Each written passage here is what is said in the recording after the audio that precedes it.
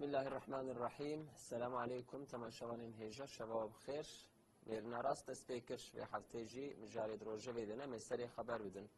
Rastî seranser em dixwazin meseleya Gazze êrişa rejima terorîst li ser Gazze seriya heştê rojî de didome serê xeber bidin. Lê ji ber ku hêdî hilbijartina mihallî jî nêz dibe, hilbijartina heremî jî nêz dibe, hêdî siyasetê de jî hinek em bêjin nîqaş dest pê dikin. Em ê vê heftê li ser mijara navxweyî ewil xeber bidin, dûramê ser Gazeyê înşallah xeber bidin ka rewşa dawîn çi ye li Gazeyê, çi diqewîmin li wê der, em ê înşallah xeber bidin. Mêvanê me rojnamevan Mehmet Baran û xêr hatin serçaverat. û lêkolîner û nivîskar Nurettin Konserî ji xêr hatin ez benim. Xêra Xwedê li Xwedê ji we razî be ve şema ser xêrê be. Xêrê ji we razî be. Temaşavanên hêja bi rastî beriya hilbijartinê daîma partiyên siyasî ku di hilbijartinê de dikevin reqabetekê dixwazin xwe pêş milletê bidin li Tirkiyeyê ev xwepêşandan zêdetir li ser çi tê ajotin ser pêlkirina raqîbê xwe ya jî eyb û qusûr li gora xwe eyb û qusûrê raqîbê xwe pêş milletê dixin di ser wê de dixwazin ji xwe re siyasetekê bimeşînin. Sê meh ma ji hilbijartinê re di vê sê mehê de em ê gelekî li ser hinek nîqaşan xeber bidin. Divan rojê dawiyê de careke din li ser hinek meseleyên ku berê li serê me gelek tişta xeberdar bû dîsa di rojevê de ne dîsa hatin germkirin dîsa binê wê kuçî pêxistin mesela çi mesela bêjin kalkême Şeyh Saîd yek şê ev mesela çi mesela bernameya Hüdaparê têde çend gotin û bêjeyên ku derbas dibin wek vê em ê ser van mesela înşallah xeber bidin. Mamoste Nurettin Konserî me qajê ku ha avêtin havalên me hilbijartin nêz bû êriş dest pê kirin. Yani ev alaqa hilbijartinê çiqa bi vê meselê ve dikarin girê bidin. Yani beriya çardê Gulanê û 28 Gulanê jî Hüdapar gelek di rojevê de ma li ser bername xwe li ser hinek mijarên ku em bêjin Türkiye li serê kaşo hessas e yani li gora raya giştî û hatê mesela bayrak ya jî mesela qatilkirina leşkera wek vê. Dîsa di rojevê de em mijar hûn çiqa bi hevdû ve girê didin. Yani hilbijartin her nêz dibe ew ê van nîqaşa dîsa bidome. Belê bi navê Xwedaya Rehman û Rahîm. Rastî ev hilbijartin ji gelê Tirkiye re her çiqasî mühim jî hilbijartina şaredariyayê yani heremiyê wek hilbijartina dinê ku tevê dünyayê xusûsan jî ke xûnmija emperyalîsta têkildar alaqedar nakin. Adinê ji bona ku serokkomar wê bihata hilbijartin. Serokkomar jî ke ji Tirkiye re gele wê di xeta Tirkiya kev dimeşiya da wê xetek nih dibe heta xeta ku birêz Erdogan got em ê xetek nih çê bikin em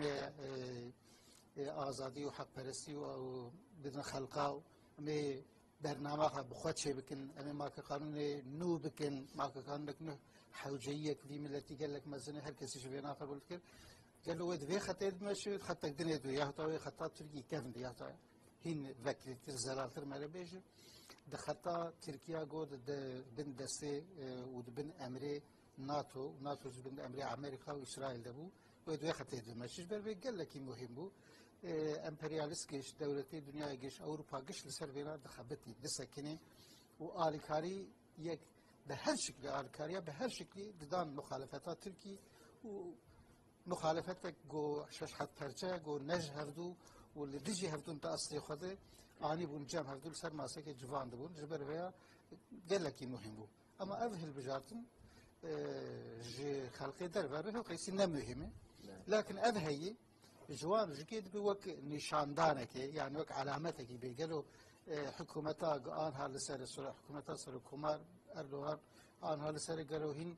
جترف خلقيد آريكارية دبينه نابينه أجوه هاوي دي بلكي جئي در ورحبكي أهميتها هي ليش إيه هندر لولو إيه هندر مخالفت يعني خصوصا جي قسم المخالفات و ناوي مخالفات مخالفتها جو تشبجير جيرتي قلتن جوانا رأى البجارتن شيء حقيقة مهمة خصوصا جبركو لتركيا قلتنا بارتيا ياجي فكرياتا كو ملت ياجي بارتي تدانا وك طرفداريزمي وك يعني بارتيا خلا يسأل دبينن بارتي دنجي وك دجبري دبينن جبروي يعني هالبجارتنا كمحلي بشي بتشعبه كمزن ليدن يعني راس حاله وحاله كو ام شارداري خامي بناخينه بناخن راس مختاري خامي بناخينه عينا يبقى ويج مرا خدمتك ليه ام داويه به مساله تشلي بنرن ام بيجن هو وي بارتي قازنش كده نعم يعني براسي سياسات تركي بهي شكل يعني راس اتشتر بيجي قش جهدا خوش راس لكن مخالفات تركي بارتي تركي كديوان هما استثناء محققانه ومخالفتها خصوصا مخالفتات شبكير جي هن بتايبت هالشيء جداد الشغل يعني نوع شيء نورمال دولتها نورمال خلقها نورمال ملتها انا شغله شما لو را مخالفتات شبكير نا هرميه يعني بتركي نيرليه نجدي ملتيه جدر إدخال وكوالية كدر وحاتي سرسرة في خلقه هانه جبر ويكي نعرف عادت نباوري نأولداريا خلقه جوان نمهمه وناسين على المخشق مزانكي جبر ويكي جيكي دبي إلا حقرك أم بين سري أم تركيا تيخن خطاوي كيفن مخالفة تركي شبگيري هري مزن جيكي قول بي أنا مخالفة هري مزن منافع بيجن جهبي يبقى قول سركي ويجي نهاتي يقهرتن دبوك امتحانك وك تشيكي كي سركي ويجي كيرجلو او جهاتي درك وك اذن وي استجماع يكم وي دس ونداكرني بك قالو انج وي بيش هر وي بارتي خو بيش وي ابجي كي جرجل لك مهم جبر بي كي جي بلكي مساله جبري دست بيش خو خريزا كود نابدانه دخوازن ببشيرن راس يعني كتين مغلوب وابتشد هالجارتن جي كي يازد وازه البارتن جي هر كمي مغلوب دبن لفين اخلي سركي خو قهارتن بالنابك انه بكلجانك انه بيعمل دركبن دخوازن خلقي بفي شكل بخابين حال او حالك جهبا كفنه تبديرك كفنه كمالسك كفنه كمالس مش بريد تشبو تشخص الدج خلقي خو وباوريا خلقي خو اولداريا خلقي خو انا اجك عين دو خطه هيك تجداتي تشنو سركي ويقدر يكتي جبونا جو مغلوب بنجي كيش بوجو نجوي خلقينه يعني فكريات نجوي خلقي بلكي نافي خلقي تشيبونه والدين هاتن دنياي بلكي هناك مكتبه وان لفيد مخندمن لي مكتب جي معلوم بفكريات هاي در وهاتي ساز كرن تمام بروغرام بزورة داري دان قبول كرن بزورة داري دان قبول كرن و حقه البجارتنا برنامج ملي ايتمي قد بيجن جي خلقي رتنيه وج وكيل خلقي هرمي جرتونيه ايغوش خلقي جرتونيه بخوي هيل بريت وبهناك تشكيلات وشكيدني ساز كرنا وبزوره بخلقي دان قبول كرنا اجبر بيكي مخالفتا لتركي حقيقه يعني سوياوي استاوي بردش كده تركي بيجنا تشابسز يعني نلقور خلق اري اف وقو كلام كده اف البجارتن هرمي يعني لباجارة خدمة كاري خلقي خدمة كاري وي باجاري هل بجينش بنا قش خلقي خدمتي بكن بنا قش جادي وان شيء بكن باقش بكن كتية وان خرابوية وان جادي وان كورتي وان بواس بكن شيء بكن يعني وفي كاري بكن ودروا محل مختار بين هل بجارتن أبانا قش خدمة كاري خلقين خلق أفندية وان خلق ملة الجمهور وأبانا جي خدمة كاري في جمهورين في خلقين وفي كاري بكن ليه مخابن اف استا مخالفت تركي خصوصا چبگیری وی خواهش بونا گو هر دائم دسر خلقی خوره دگرن جمهور دبل خوره دبینن خواه سرکی جمهور دبینن خودی جمهور دبینن کی نزان معنا جمهور جی چیه ناو جمهور لگوری وان محكومة وان يعني خلق محكومة أو حاكم سرسري وان لو راج درب هاتنا آفيتني ويدراهاني هاتنا آنين سر مقامك جبر ويكي بتشتيق بشكل كيورو مجادلة كي ببالكي هجر أم مخالفة الهمبري خا وانا لبرش عفي خلقي رش بكن نباش بكن وجهوان رين نشاني خلقي بدن بلكي خلق وجوان بقر والما خدي دركبه لحاله وحال نزان كي ايجو لدربه هاتني ايجوش دربه هاتني ايجو الروجنفا في خلقي في ملتي نزانه او بخانه مخالفة الخارجوان قو دف دافيج نجكي كي هدا بار وامثاله وينه اوانا نجكي ملت بخانه جمهوري بخانه تو چو قيسي باویجی سر برنامه هدا پاره تو باویج هدا پاره برنامه هو قیسی زلال دبیج خلقی ریک و حتی آنها فشارتی بو جبر مدیا دسته مخالفتی دبو اما زیاده تر دردک هف زلال دبی خلج کرد بی وی خوزی اف بانا افنا هین عایده منه هین ایمنه هین برای منه هین جمر خدمتی دکی هین بهتر وان مشهور دکی اف تناقض دکی مخالفت ترکیه مخابن هیه. بله. Yani tevkiliya HDP و CHP yani bu dem parti براستی tevkiliya wan niha bihevdûre heye ji ber ku ew îtifaqa wan hilweşiya ya hilbijartina giştî 28 Gulanê piştî wê hilweşiya îro İYİ Partî jî rêyekdin ji xwe re çêkiriye rêyekdin vekiriya ji wisa xuya dike lê piştî ku 12 leşker hatin qetil kirin û ew çelengê CHP di merasîmê cenazeyê de hatin ji wê derhatin rakirin hatin perçe kirin di dinhêrî wiha ji bo ku rojevê biguherîne serokê CHP wekî tişkî tune be radibe çi divê divê û bernama wan dinêrin rengê wê divê rengê xilafetê divê di bernama xwe de jî divên em serbixwebûnî federasyon dixwazin divê ji me gelek ji reveya xeber dabû kekmemedvaran wan ser vê çi dixwazin bêjin yani serokê CHP di civîna xwe de dîsa behsa bernamê dike yani bernama بله شخو تدی سروکی پارتی آن دگیش بو مدگفتینه بلکی تشتک دگیش نگو عینی حلاقه بله أحلاقي وانجي تدي وقت البجارتن إزدفا عصبية عن زيادة دفا ووقتكو خطا قصوري كنت كنا بينن إيكو حوالي وان تكن إيكي خطا كي قصوري كي بشو چكا وجي بقيريني وبدنجي خو بلندكن دخوازن بملاتي بدن قبول كرني يانجي حقلي بدن نشانداني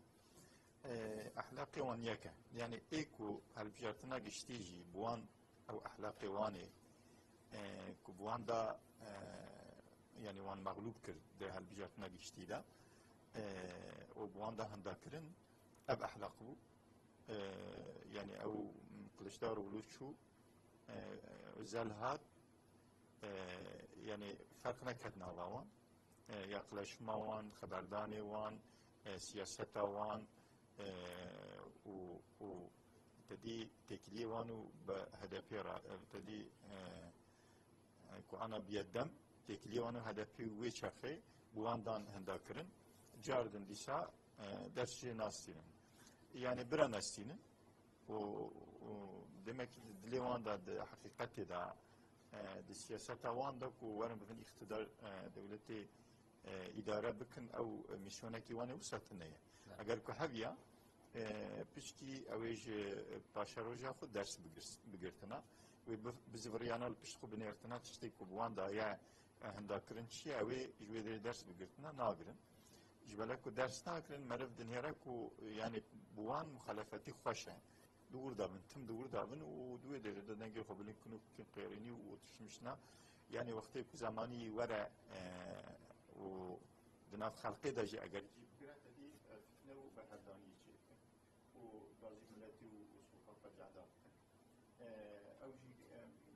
أنا بونادويش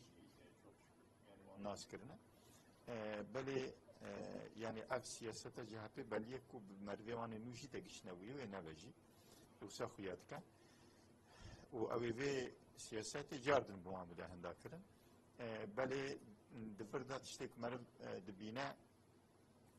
tedî kesê ku meriv jê bitirse meriv xura belkî wî raqîb bizanibe yani li hember xwe bizanibe ya jî meriv di pêş de jê bitirse ku pêşiya meriv bigire ya jî ji meriv çêtir derkeve rastî millet wî biecivîne وقتی مرد کسی کی به شکلی یا کسایت کی به شکلی ببینه مرد برای خود دوی یعنی برادری برای خود نادن هدا پاری لگور قناعتم یعنی پیشه هدا پاری وکریه تدی پارتی اداره ترکیه دا باقی نیویه دوامی نیویه هر اقتدار آوی نیویه بلکه دوی زمان پاشی دا منهر AK Parti daha beter, partiyedine beter, geleki zedel serma, zedeyi 20 saliye ku hükümet destevanla ya o idare etken. Beli AK Partici yani baki nine, devamı nine, belki yani sarık kumar herre AK Parti yani görmül ve dere duve kılama kuda namine. Yani ve cardın elbijartına bir şekli ku سرو کمار اردوغان لسریه وی شکلی و بستین نسین بلینینه جبروی جهپا هنکی دوردا ادویجم عصبیتوی خراد به دوی هی من یکی حل نکریه هی من اخ پارتیش پیشی خودر نخستیه یکاجوی بلکی تدی چتر به عالی دینی عالی دینی ویدا اولی دا و د عالی حق و حقوق دا د عالی نخوارنا حق ملت دا و رشوت دا یعنی د عالی خدمت کار و خلات انسان و انسانیتی دا هجوی چیتر یک در پیشیا من همین اخ پارتیش پیشیا خود در نخستیه و دا پرورشونه بگیره و بکره پیشیا من ازی دی استراتژی خود ببینم او تشتي كوجي ترسا او ديسات مخالفات خدا و بمينه جعاليه كي ده جيرو رايدار كي جهبد ده سياست كدوي جعاليه هرچكرنا ولات و دولت ده جي دوي هدا پر جهد پیش دوي هي پیشتر يعني جهر دو عاليه جي شخره وكي ترسكي دخوازم بدن شيكن جعاليه ديني بجي پر پیش ودشن جاف بارتي خرابترن هاش يعني جعاليه ديني با هي اوی زیادتر متیخن تنگاسی جاریه دن بجی دویج هدفی جی هی وداتن فدراسیون دخوازن سرخوبونی دخوازن اوی اجبو حاضریه البجارتن مسألة البجارتن نينه تدي البجارتنا محلية أصلا تدي وقتها البجارتن دا بنجهج وان خبردان را شيء دفن ودكن يعني ناش خود الدليوان ده أفتش بري ده يعني في تشتري دلي خود تدي أم بيجنت لهولي الراستي تشتكي تنبو درخن وخبر بدنا وإنسان بيجن كافيش كدرخس يعني بحثات شتكن شوا وان تشتاد بيجن نزماني بيه يعني إجا وقتها البجارتن إيجشتي جي محلي جي شدوا وقت زماني وان خبر أنا يعني دي إيكو إشخرا مخالفات ببينه يجي لتيجي قو ببینه یا جی قوتا زیاده ببینه تدی چاموره داوی جی که اگر نگره چاموروی او کوی دهله یعنی ایزاوی دهله مسئله یعنی ذهنیت جهفی جروجا اولی حتى ایرو چویه او يعني تدي كماليزمي انا امليدن هيرن انا استخوازم بفرفاج جريبن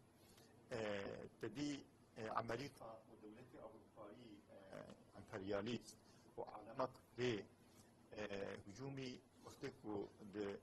حرب جهانية كاملة هجومي عالم اسلامي كرن دوي شاخي حتى انا پرچه كرن وهر پرچه كي خاينكي فروتيكي دانسري وان پرچه اسلامي دولة اسلامي خاينكي كو كرين يعني سر حسابي وان قانين سر دولة اسلامي وان بملات وان مشغول كرن يعني ذهنيته جهبيج اورو حتى ايرو بملات خرا مشغول بو بسر ملت ده شو بكمي وي بشاشكا وي بشالواري وي بجبي را مشغول بو وانجي اتم بمباسي چekir وانجي uçağı gemiye keşti uçağa çekirin. Vanjı bingaha xu tecekkirin bi silaha teknolojiya xu peştabirin vana bi milletê xu meşgul bûn û darê xu serê milletê xu xistin milletê xu ra herbê kirin ne teknolojî ma ne imkan çekirin ji milletê xu ra ne silah çekirin hata halekî wisa îro Amerika keştiya uçağa hatîne behra spîd berpozê alema İslamê datîne divêje kîjan hunûmêrin serê xu bilind kirin. Avayı gemiye milve derine, avayı uçağı milve derine, avayı denizaltı kujerat ve nükleer kimyasal başlıklı füzeyi milve derine, mühimmatı milve derine, de kumerin sarık bilinken. Aleme İslam'ı ve çağını çıtkirin, uçağı da sevan da jitine bu. Evaki fana kemalizmi, o tabi devlet edine, bir millete kura meşgul bun, bir millete kura harp kirin, hafki silah çeyne kirin. Daman çekiş bu millete hoçe nekirin peştane birin teknolojiye xu millet şud hive de derkete yani. Abi bir şekilde bir rengi zihniyete CHP hatta öyle bir şekilde hatiye. Yani az dikarim aviye rahat bivejim ku zihniyete CHP ana juvere seri ev silahı ku ana piçki tedi devlete Türkiye serpiye xumaye. Ev silahı ku ana tedim ambejin İsrail Amerika nastine. Yani ev tedi uçağa bey insan tedi İHA o SİHA jarad bejin. Juan kredi kirin, İsrail kredi kirin. Yek de do sise proje ne didanwan, teknolojiye vi ne didanwan, ev haber ahiya wan ne didanwan, ev yab kamera ve bikşandına, ev kamera o haberi ku dikşandacı alani ve bişandına İsrail ve Lebanon ve şirova bikra ve çi istihbarat heye, evli ev derxista بحثيا وأوي خبري بداية قاشي ترى بقولته خبدن علي ويام في استخبارات الدن تركيا بسر ودار يعني ببير رنجي بخلقه بدولته بإسرائيل وبأمريكا وغيره دايبون إجا إيرو سر بيغو معنا باور بكن كجهة ولا وديسا عيني في تشتي بين سريوان çünkü Amerika و دولت أوروبایی دولت عالم کفری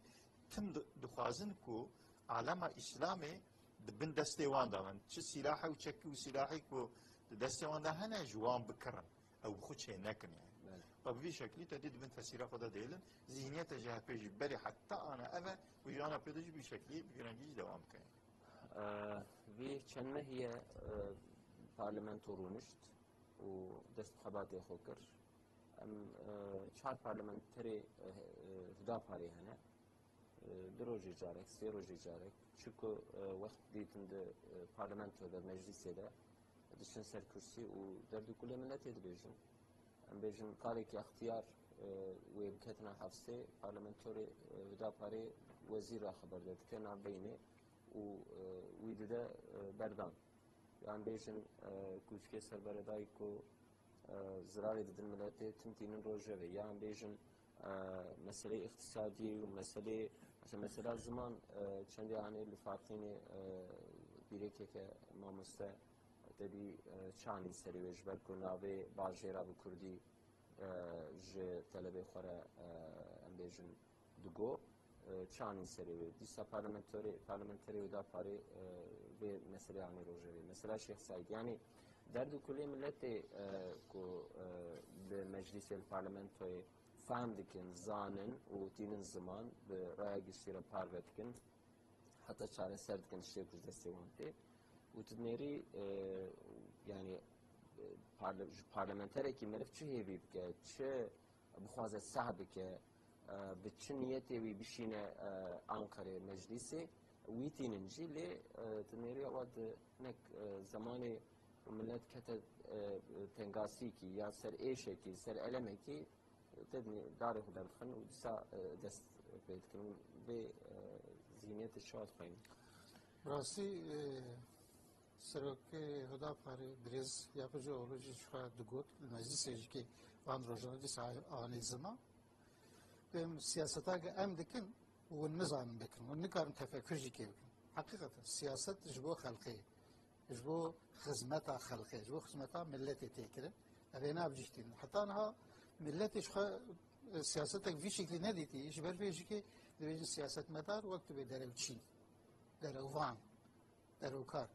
piştî ku siyaseta سر چیروک و حنک و ام بیشن فیلم هاتن gelek hatını şey rast lewra ev nêzî 100 salî yani ji ebrê Cumhuriyetê ve siyaseta gol Tirkiye hatî meşandin parlamentoya Tirkiye bi vî şeklî hatî meşandin yani waliyek serê wan e ew waliya ji bağliyê xerbeyê çi ji wan bixwaze wêna dikin dibin perdê re û wekîla jî kê wekîlê xelkê jî kê qaşo êgo bin wekîlê xelkê jî kê ewana jî kê ji wan re maddiyat û tiştên dirê adanînê pêş berê her kesê hemû adanê wê dirahanê bi heywan hatin vê dirahanê firset ev firsete vî 4 salî vî 5 salî û li vê dirahanê heta hûn karin hûn û zarokê xwe heta ku têra bikin bixwin hedef û arman ji wan re kirine ew jî kê bûyar meşgûlin ji ber vê yekê jî xelq ji bîra kirine wadê ku ji xelkê re ji hilbijêra ridanî jî kê ji bîra kirine bu hakikatine vî halê îro li Hüdaparê nerin li parlamenterê wê nerin li gel goçar hebin û goçarsit hebin wezîfa hakikaten tînin cî ji xelkê re dişoxilin derdê kulê xelkê tînin meclisê vê hikûmeta hanê vê milletê hanê wê hikûmet wê çar ji vê milletê re karin baş bike karin got balkêş bike wê rê nîşanî wan didin ji xelkê jî kê kî ketî wek ew mamosta batmanê û ew اختیارê got wê têketa hepsê ji bo heftê salî û heştê salî wê têketa hepsê ji ber got nikarîbû nefeqê pîreka berredayî bidaya yani tiştê xerîb û ecîb yani tevê sîstem û pergara Tirkî vî şeklî xerîb û ecîb û ji dervê aqilê û wêna dîsa insana heta insanê ixtiyar jî wê pê tê ser herbî vana çareser dikin ev na jî kê li hesabê hineka nayê wexta got xelq vana xweşik nas bikin bu royê wanê xweşik spî nas bikin hakikaten siyaset çi wana bi vî şeklî nas bikin êdî nan ji van siyasetmedarê din ergotên xelkê ya bi pera dengê wan raya wan dikirin û yan jî bi xapa bi weda dengê wan ji wan distîn heta got herin parlamentoyê nan ji wana re namîne ji ber vê yekê ew davê ji wan îş û karê xwe wezîfa xwe dikin wezîfa Hüdaparê jî ev ki siyaseta rast siyaseta ji millet re çawayê rê bidin nîşanî millet bide lê îro maalesef dengekê zêde derdikeve medyayekê zêde bi quwetê ew hîn bêhtir derdikeve holê ancak mexdûr û êgo derdê wan bi destê parlamenterê Hüdaparê çûyî wê dirahanê çareser bû ew dora xwe ancak bi vê esaleta wan bi vê hiqûqnasiya wan fehm dikin ditirsin ji ber vê yekê jî mesela Şeyx Saîd jî kê me re dixwazim çend kelma ser bêjim bi rastî bi ser Şeyx Saîd wek me got ev muxalefeta çepgîrî li Tirkî bi her wesîlê hicûmê parlamento werê parlamenter werê gotekên parlamento û îşin xweşik bikin bi her wecî dixwazin li dijî wan derken wanan neqenc nebaş bêkêr nîşanê xelkê bidin lê halokî wek bîskar jî me got çi qesî dev babêjin van parlamenterana û çi qesî bername wan derxînin holê xelk lê bêhtir xwedî derdikeve lewra bername wan jî kê wek wan ji xelkê û li dijî dijminê xelkê û di lehê xelkê de ji bo na xelkê ji bo menfiata xelkê ji ber wekî hîn bêhtir meşhûr bi hîn bêhtir bi ser dikeve Hüdapar mesela karê Şeyx Saîd jî kê di ser vêya jî kê re ji bo ne wê li Diyarbekir herhalde cadayek bulwarek bive bi çê bive walî û reîsê belediyê walî herhalde an Diyarbekirê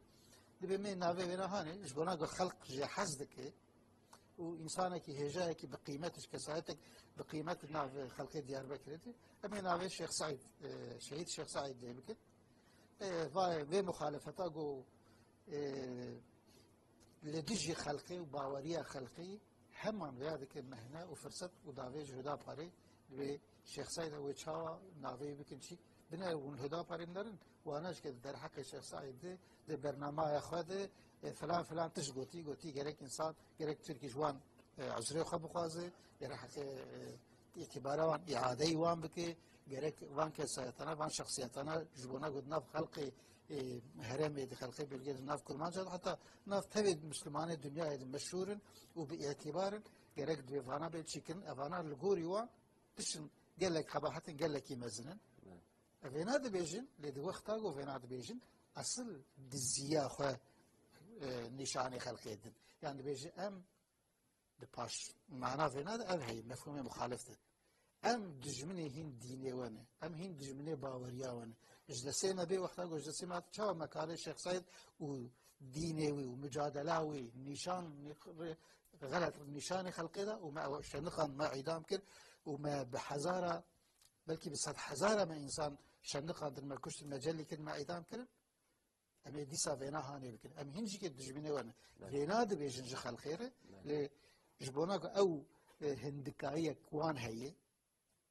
دناف وانات افانات الشيء معتبر بقيمته زندكن كو خلق جكي في شكلي جمهور جكي في شكلي و بي هدا باري باعتبار بكن الحمد لله فانا بروفاجي ديسيفرن فدقرن لوان جوان ردبن دكفن عليه وانا وتكفي ان شاء الله لهي بارلمانتري هدا باري وفكرياتا هدا باري بفي اوي جارة كدن مثلا شيخ سعيد هاتا روجه ببارلمانتري هدا باري جد مجلسی دا و مجاری دیسانین روزه به و خودیتی دعواوی و ریچاوی دکن ام گو حتی پارلمانتری دا پاره برای سرخانمان گو کرکو دوی دمی ده هنک شخصیتی وان فرزیدش لبام نه مهمه نگرینگه جی به ناوی وان روزنامه‌وانه حقارت شيخ سعيد افندي ذكرن گوكو وكالتي بدن ما ميسر نابيوان لورا باريزرج او خاطه ميسر نابيوان تيك لدو حقيوان بكرن ومي حقيوان د محكمه دا بقرن سر مثلا الشيخ سعيد براستي هناك دروي كهاتنا كرن ايدي شخوا ملت جي باورنا كم ايدي برزيده مرسل دريجين هيك بيامن ده اجان انجليز ابو انجليز يرا تكلياوي هبو بانشتا او خو خود خاطرات خود امبيجن ارشيفا دا يا اشكري عندي وان براحتن كرن لهم هناك سر مثلا خدي دركتنا ودا بار الشيخ سعيد بنيرن كيف ما مدوران سربي لي كورين واجي هنا نسانن كلامك بله بين 6 دقيقة مجبورنا تدي بالصلاة لسر ناوي الشيخ سعيد افندي كو بزاروكي بم بنسلا ما yanlış بدن زانين و بكن ميجيو بالصلاة مفردتا مكتبة دا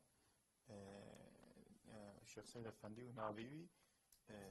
يعني بحقارتي وبحاشا اجان انجليزي دان خواندن المكتب خدا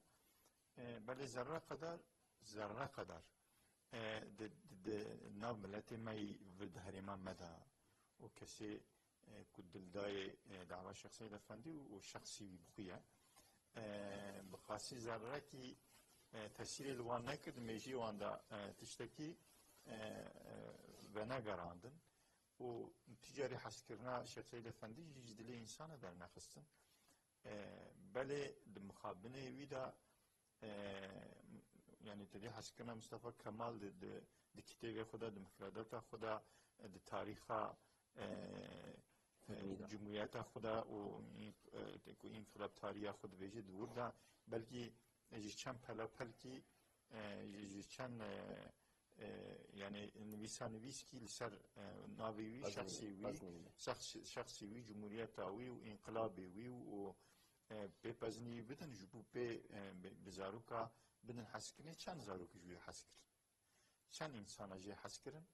و حسكرنا يمكن چند قلبي چند انساني و حسكرنا الشيخ سيد افندي قلبي چند انساني داخست يعني بفرو دروا حتى جيكي نكارن هرن الحمد لله الشيخ سيد افندي قلبي مدى جيكرتيه و اموي بيشكشي خو ريزاني خو رهبري خود زانن اگر الشيخ سيد افندي همبر ظلموي شيخ در نكتا قيام نكرا يعني بلكي سرتواندن و زلت جي انسان را جملت ربيه طبيعت بلي كشنا خو دابر شعبي خو زان و بلكي بدست نخجي لي aynı fana Şeyh Seyyid Efendi aynı fana Hazreti Hüseyin Kuçu Kerbelay و دزانه بو کل کربلای بساخی ناوه گرجی بساخی ناوه گرجی بتبی مالباتا خو زاروکی خو بیرکا خو سبیه بچوک کشتنا خدا برچاوه خو چو کربلای جبو کره و شوپا کی ببر امتا محمد صلی الله علیه وسلم خو اوه کو د پشتوی داورن ای فنامه و بلکی ای کو daha نیزی عصر وان زمانی وانن کس نویجه حیران وای ظلم و ظالمتی دوکو کو درکت راسته مالک سری خوش رابطه وینه مشروعه یعنی کس وی تشتی نویجه جبر وی ریو شوپا کی مردانی حضرت حسین مرنا خو دابر چاوه خو و بمرنا خو سریل هم بر ظالمه و بر ظلمه را کر قیام کر و قیام جمرا بوری و شوب و الشيخ سيد افندي عيني بشكل وي بالرنجي وي دعواوي نوكر يعني الشيخ سيد افندي جملته مي حرما مرا ونخصم انسان مي انا را جزالم را جبوك سري نتوينه كشتنا خدا برچاوه خو قيام كر ريا عزت نشاني مدا ولو بكشتنه وجي ريا وقتی کو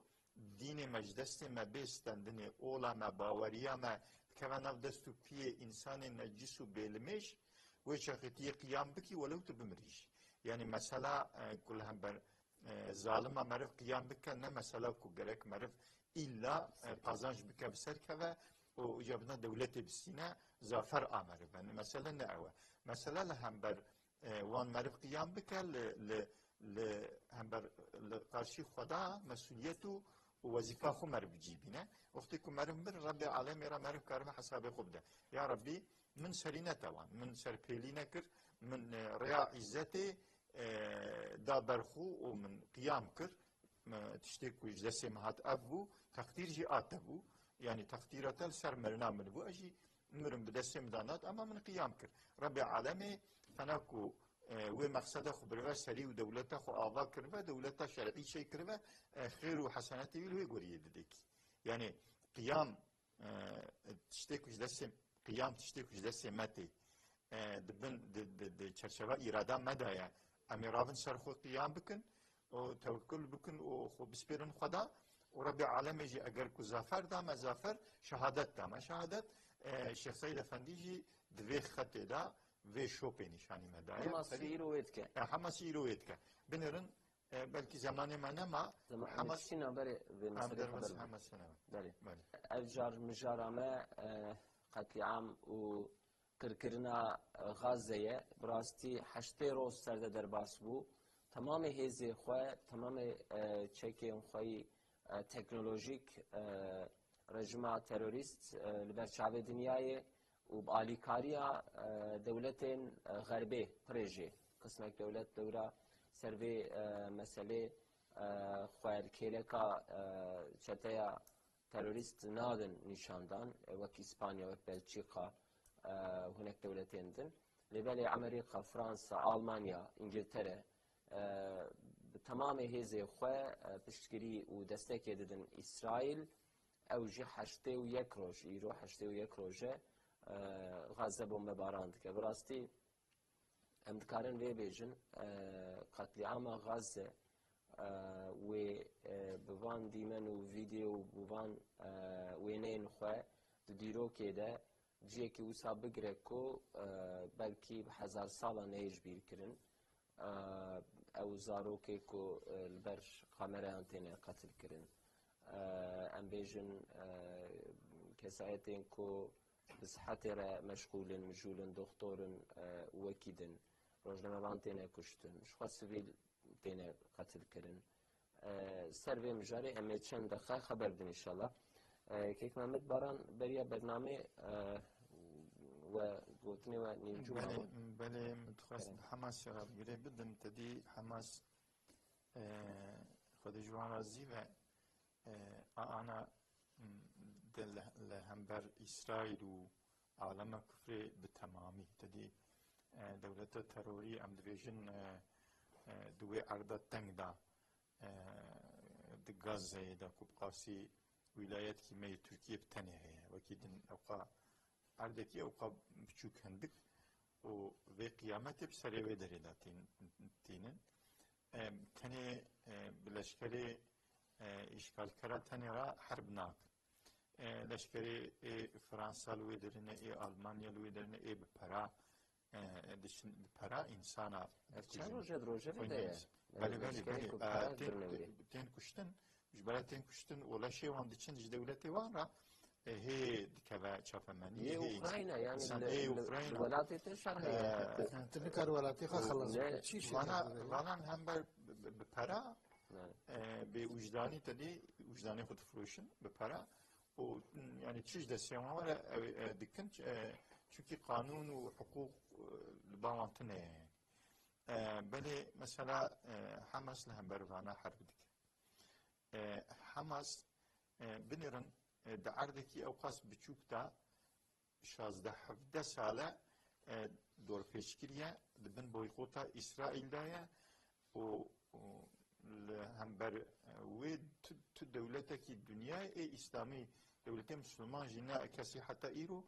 نکار ویا کو بدیجه حیران يعني بسري خنن ونابيان فلسطين دولة فلسطين يعني وعرديوانا تجيبو شتا دول بيشكريا وتناهلي تشتكي بكبكي اگر تشتكي يعني تديجي جميجي ياجي جدريه دريكو رفاحي وكي دنجي دريكو دناب اسرائيل دا بدون دريه رشايه داجي شبكه هندر شبكه بهندر تبعد كي تليدن هيري دهيدلي بيرحت نابه هيدلي رحت نابه بلد في امكان سزيده تليدن هيري حماسي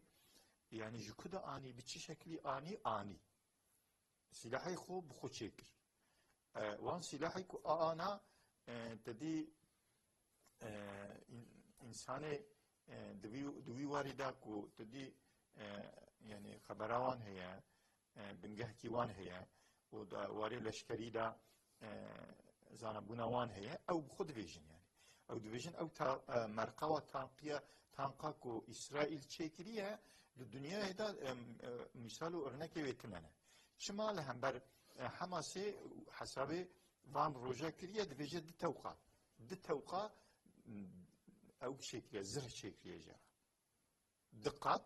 زر جرا شكريا اگر كو حماس روكاكي تاكي بابي جيكيجي توقع كيوي يعني قاتا كيوي زرهي بتاقجي ايد ديوي محافظة بكا انسان دندري ويدا تشبوان نين لشكري وان نين كشتن حماس يجي لهم برفيا دوان امكان زيادة تكنولوجيا خوب دستي خو چيكريا كو چاوا مرقوة تنقيد دستي تدولتا كيدا تنيا او روكاتا كو حماس ياسين 105 جراد ويجا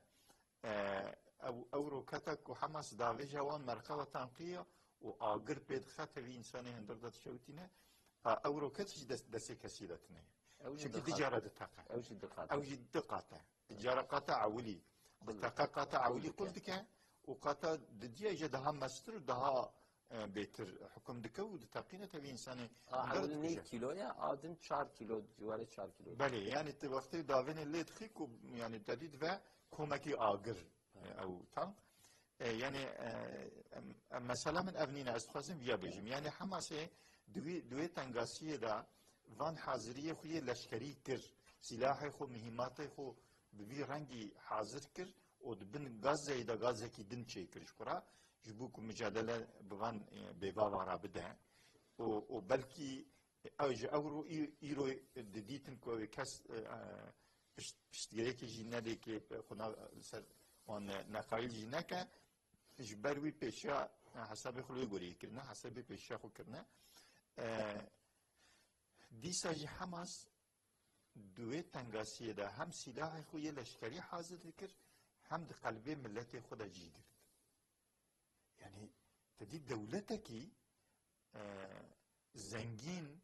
والسرخو بإمكانك وتجارتي بدولتي درو دوري خراد كا جمي ديشن سر هفتين وشاخو فلانو يعني تجارتي وداينو استندني بإنساني بدولتي دورا خراد كا فكرية دور بيشكرينينا دولتك نكرا يعني بحفرة هردو تشتا وصاب في شكلي مكمل بذا يعني هم بنگاه خوی عسکری قوت خدا و داری حاضر کرد هم در قلب انسان خدا به خدمت خو یعنی به پرساندنی یعنی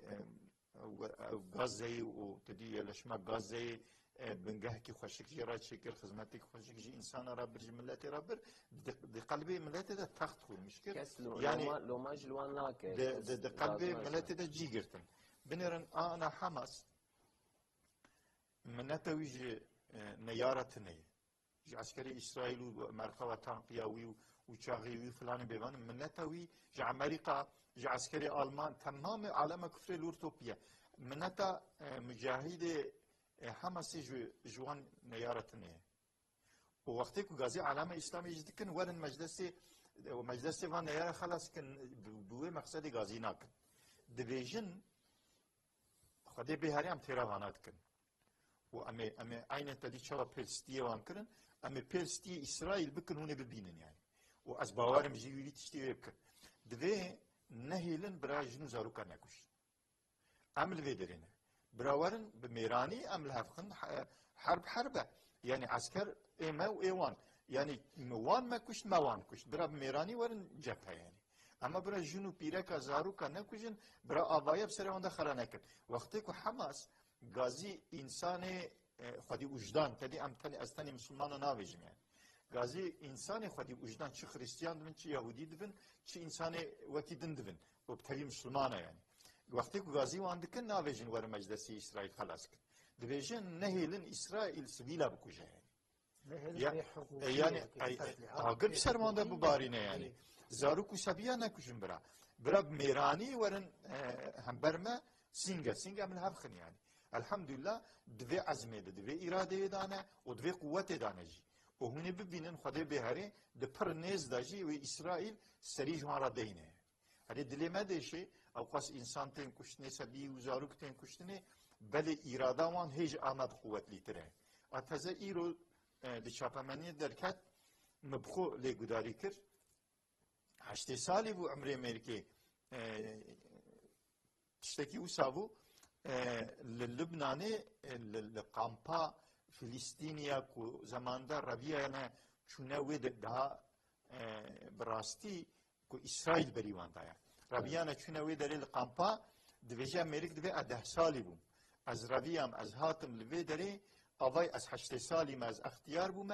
هي از حسرت مملكتي خود دكشينم از هي حسرت گوندي خو عرض خو و حسرت فلسطين دكشينم نوی پیرکاوی اختیار جیل کلکایی بو دوی نوی عرض خو ترک نکن از دویجم آنا خوزی که از عرض خو المملکت خو ما دوی یا شیخ خود دوی اختیاری خدا از بمرمال ور بمرما یعنی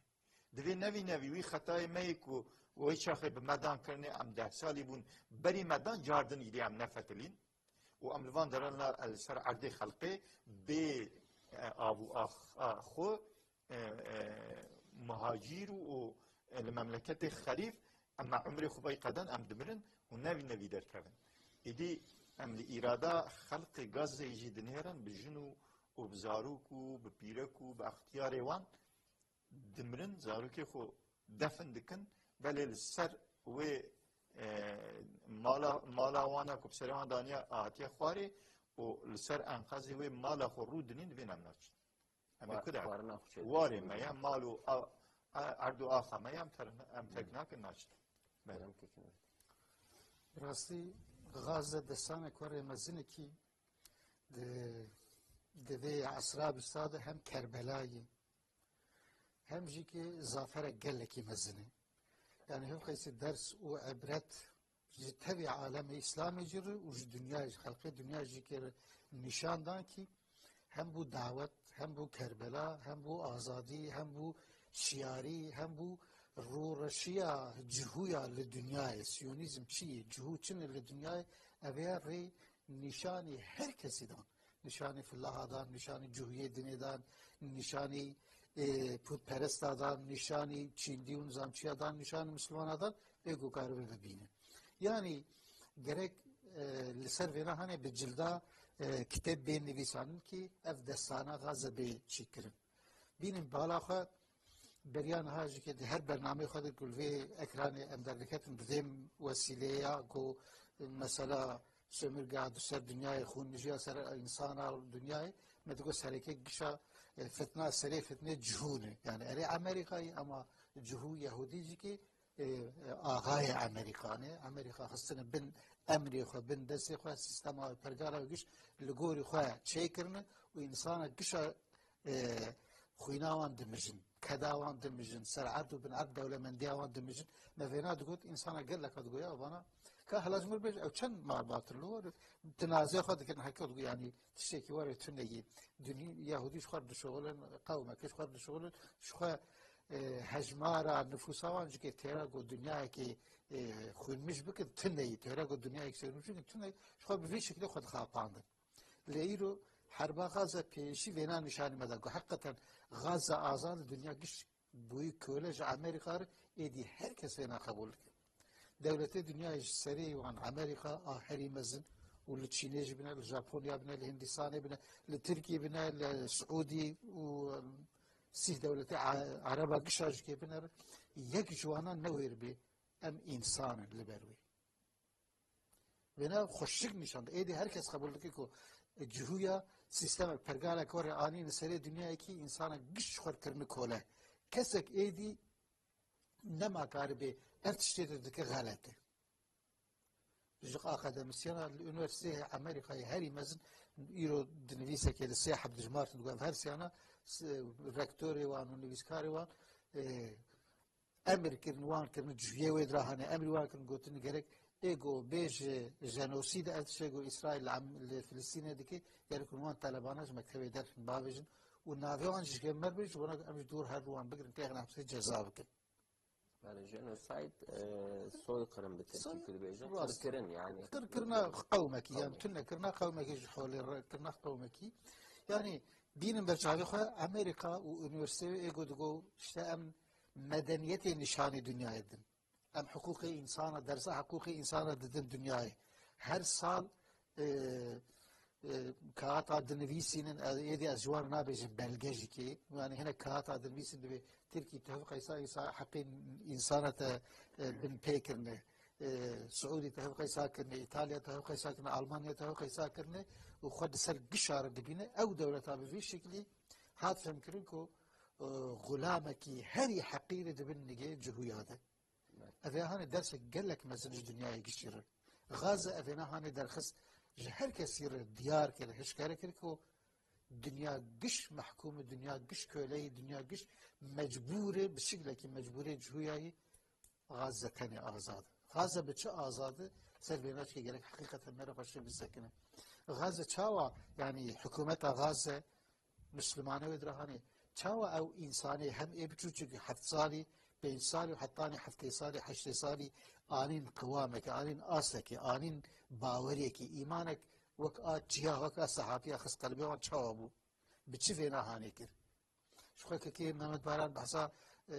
بدس خستنا تکنولوژیا چک و سلاح گول همبر تکنولوژیا امریکا جکی پر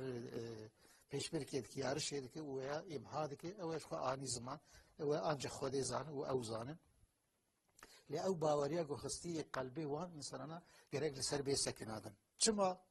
نجبونا جوانا تنجبونا أمش خر درسك يجي فهم بكن وجوانا جو أم فهم بكن كي خلقه في الله علماء في الله هيصاني يعني جا أمريكا بيجري حتى أوروبا تفذ خلقه وان إيدي تبي أفتش إيمان أفتش باوري كي الهمبري إيفان تقمنية بومباي بالطونا بسروان الدرجن بحسبنا الله ونعم الوكيل خذي بس يمية أو وكيل هاري مزن أو بس يمية وجور نارفن لجيه کی دنی نیویه که بمبا که جوانا الباجار کی بتاقه وی باجاری خانه تبي خلقه وجه در دخل مش جد الرافل اوكرانيا دي اوكرانيا ديسا غير اوكرانيا ها دو بير لتشكي اول كده اللي انسان كتبوا مكتبه كي تشنهب تشك سلاح برا تشنهب داوود وي محلها انا قش فالاك حتى انه انسان هاني حذكرت يرو خلقه وقنقو في الله اسلام قش اللي بيفتش باوري باوری کوری کی انسانی کو نکار بگلک دوام چتنی لخاط شوان بمبای به تونا 1000 کیلو سکینین او چه باوری و اینا مراق دکن حكومتا فلسطين خلقي فلسطين بشي شكل آني في آساني في درجان لسر وينا هاني سكنن البته كي ويا هاني قرآن سنة پیغمبر علیه الصلاة والسلام علم توحیدی ایرو لامریکا جی ولا اوروبا تاویجی که وحبل که الچینه و الهندستان جی که تشته هری مزن هر پرته فروتن تفتیشا و تکرن لسر قرآنی و لسر باوریا مسلمان تکرن تبلیغ يعني بغزة راستی برخوادانا فلسطین نخواستم حماس کو دو غزه ده اداره غزه ده دستوی ده یعنی پریت شتا بدنیای داهین کرن دا قبول کرن یعنی سیاست خو دورا به هالبجارتني حكومات الويدر ملتي ويوسا قبول كريه تعالي جواكي دا دكتوري خو او دقينه و مهندسي خو او دقينه صادا خو بهر اواي خو دماغ خدا بيتشتيت كي جبو حربكي شركي وهم مزن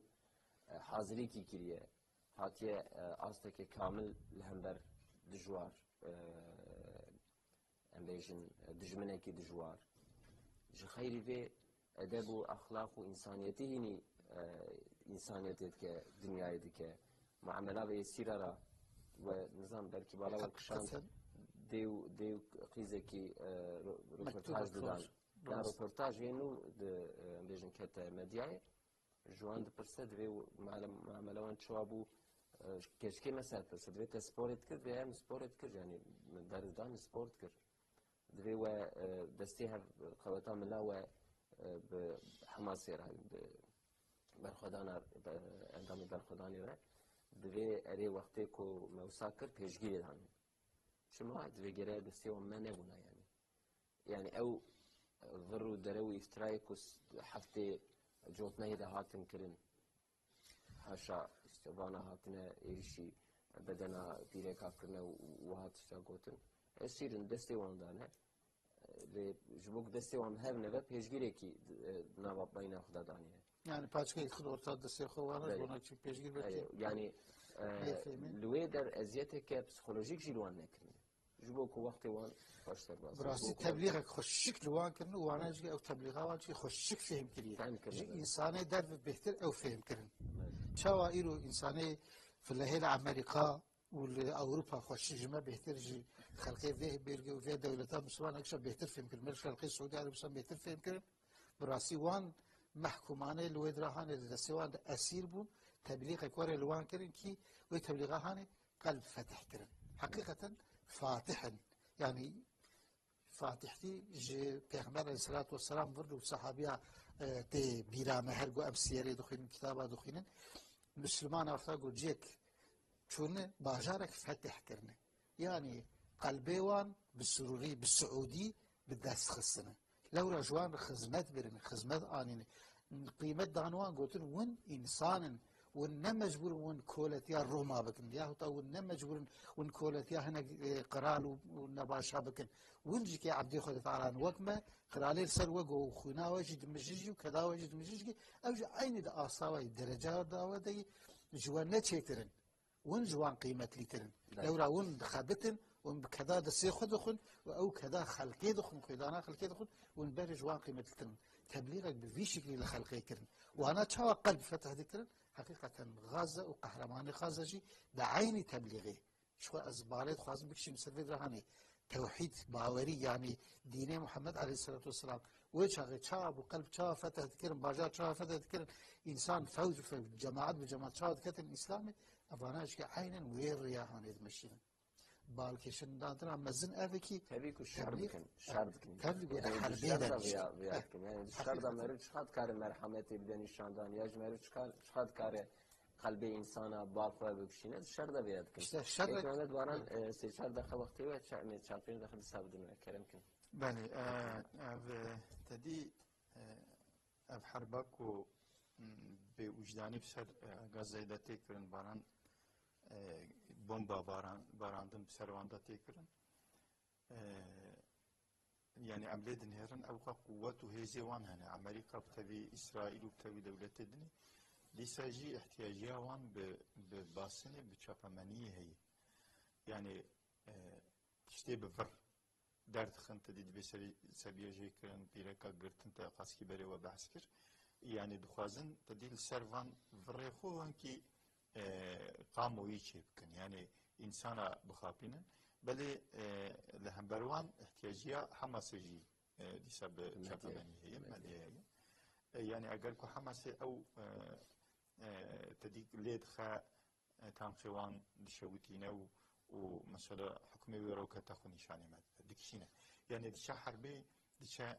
cephe diçe mesela boriya gulê tanqî li ser wî ye diçe dikeve binê tanqî û bombayê datîne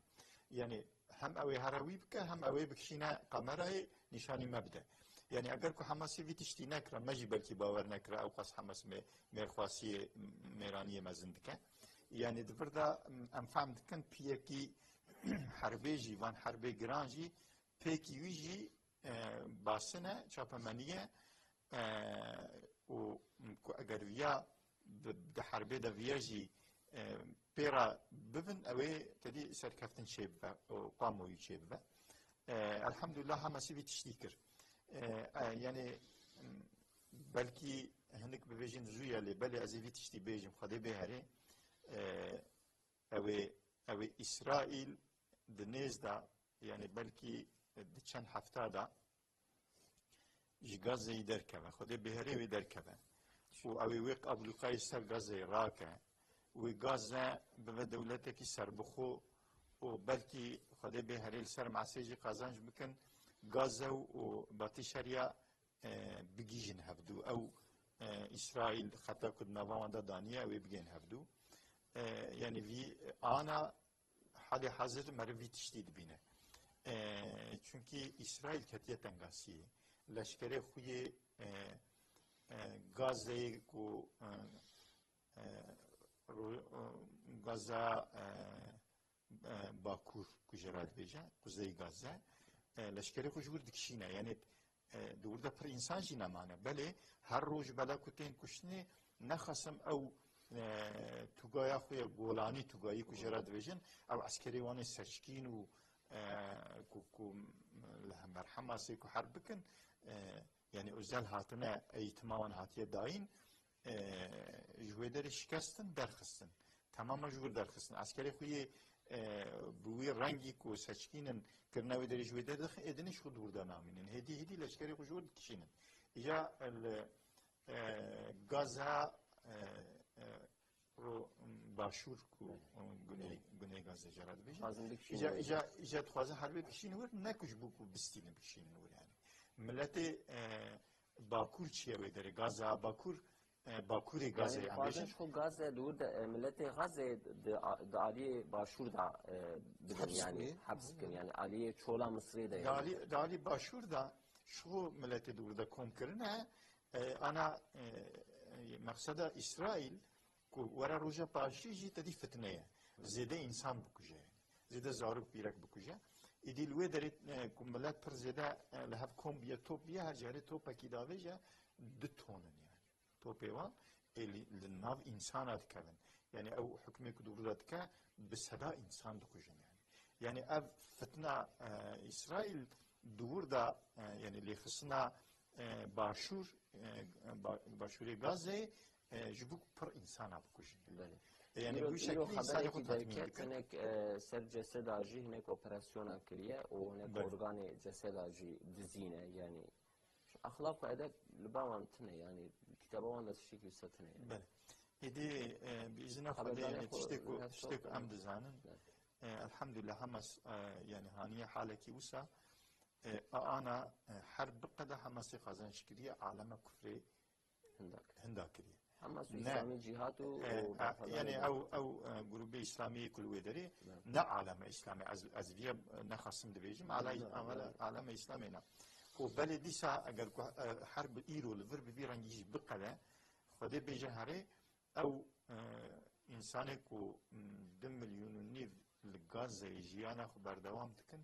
tev heriyê ku dibin Hamaslî heriyê ku dibin leşkerê Hamas bi tevî jina bi tevî zaroka bi tevî pîreka Hamas fikrekî ye îdeolojîk ye ku di dünyayê de kok berde Xwedê bêje herê sadece di Gazeyê de nîne di batî şeriyayê ku divê di Ürdünê de ye di Lübnanê de ye li temamê dünyayê belaviye yani Hamas kes nikare Amerika jî û hevalê wan ê dinê jî tev alema kufrê werin arakî nikarin kokê wan rehê wan ji erdê derxin. سێشان دەخێمە براستی پیچیک یعنی مثلا سر غاز پر مرد غاز پر به برنامه تیره نکه پیچیک بحثا میکنم چاوا او اختیاری گوان هال فلسطینیان لسورین للبنان لسورین لمصرین لأردنین چاوا در خصمانا پیچیک بحثا بانا بکن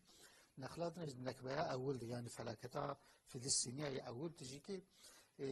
في وقتها جو مسلمان يعني بشتي قسام سيداي قسام تبجير خصن حولي خصن ميداني قويدي خلاص كريه ويفاني هاني بن تبجير بيشي حتى فكو امثالي حتى نشترك هنا بين ودراني پرورده هي تبجيريه وشكاو سلاح دانوان او ان ودراني لساكرن دجمني خلقيخه تبجير خصن ميداني قويدي خلاص كريه واذن الفانا بارفن خديتي الفانا بكن وانا جيكي ميدان جي اسرائيل وامريكا رهش ونخلقيخه فلاكتك اني سريوان او خاباندن قبنا فا اسرائيل رو چند بيشتكو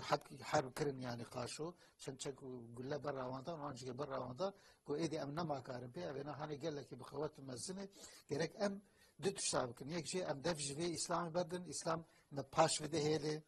ام خب چبگیریه بگیرن لورا چبگیر بن و روسیا آریکاریه بدمه و هم که اسلام جی ام پاش بکن و امریکا جی آریکاریه بدن و مناصر که به شکلی امریکا جی جمله مسلمان تیه و چبگیریه روسیا جی جمله مسلمان تیه ام جی مسلمان بمینن جخوا و ولاتی مجهر خوینا مجهر شتی و مهر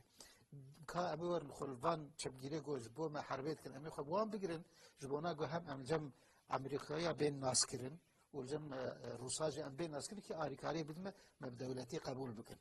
بفي شكل بري خلقي وان بري خورتي وان دان تبجيريه لورا كوك وقتا جو اسلام وقت ايرو تشاوا كوكي لاسرائيل خرادكي و تشاغي جواري بكره حج حماسي جيتشكي وجي عزالدين القسام كي بدر صحن خوشك استندبون جبر بكي بري خلقي دانوان وانا جكي خلقي خانه الخلقي خكرن لورا شأن وأخلاق تشبجيرية أذى تعالى مع إسلام ده يخانة الخلقية خكر باش فبقرن قو إيدي أمنا ما كارن بي أمي هرب أمريكا تيكليها بكن وإسرائيل هي بيتر بسروان دهات وانجش خلقية خرقو أري ونجي كي وك ما باش فبقرن أمي آنها هرن لدي سامي فبقرن حاشا حاشا وك هجرتها بيعمر الصلاة والسلام خلقية خوا نهشن قول برخوا بدن جاني خوا بدن وعرضا خوا محافظة بكن قو أمي هرن ومي دي سامي بسلحي دي سامي بشون ده فبقرن او انسانانه هاني گش نوی برن سوری نوی برن اردن نوی برن مصر نوی برن لبناني لودراهشن و ادي شو بلانا يهوديه وجهويه جيكي وامريكا جيكي افو او بشكل درخصن يعني نقول گش تبجير كيف اخذ دركتن و مغلوب ام نكار في دولتي اما خلق ودي ساخ خوينا خو برجان دانا سر حقيقه لنهشن بشكل خابان اما هارن بين سالين سي سالين بيش سلحمه دي زافجر في شكل او در خصم وقتما نما كرم كن قلت منكم بري براسي يعني جالك مرة جالك تشدني السرفي هاني بيجي مثلا زادين القسم ازلم ديسا جالك مرة سرفي نابسكن فكرة وتشوفكي انسان انين واستاهاني دين اسلامي دين اسلامي هدف ارمانجا حياتش انسان رده بيجي او يك شيء انسان معبودي خدا يعني مخلوقي خدا تعالى وجرك جو خدا تعالى ارتنر عبادت بكي دنيا جوير جي امتحاني هناك وظيفه والفرهانه جرك وانا بجيه بينه بدس بكار بينه او وظيفانا يجي كي مثلا محافظه كرنا وطني اسلامي محافظه كرنا باوريا اسلامي بيشتري حياتك دنيا از فدرهاني بحياتك خوش جدبن بحياتك نخوش جدبن وقف حياتها هاني بقى دهر لو رأم دي امتحان حياتها ابدي ادريش آوی علی. اجبر به که زوری و زحمتی گونها از بکشینم اوانا بقیمتن لورا حیاتك ابدی نشانه بدن. اف پرورده اف شکل پرورده هي که هدف و آرمانجا حیاتی همس اوینا خوشک نشانه خلقی خدا خلقی وش که به حالت خطر خوشک فهم کرن و خصن هندره قلبی خو و ایدی لهم بوینا هانی و باوریانی قارن لهمبر يهودياش كي ولا همبر آريكاري وان أمريكا وأوروبا كي فهم بكن تدي أستاذ بر الزمان كي بيجي إنسان يقول حقيقي ایمان بینه کارش جهانی را میدانی بخوید ایرا ویا در شخصی خلقی حماسی خلقی فلسطینی ده رسم بویش درکتی میدانی مالا وابا دجور وزیرون که کنوریتین کوسری روز نوران نمت براس شبرات شرام ازم که تماشاون هجا ام هاتن داویه برنامه خواه حتی هفته کدن بمین الخير وخوشی دا عمالتی خدا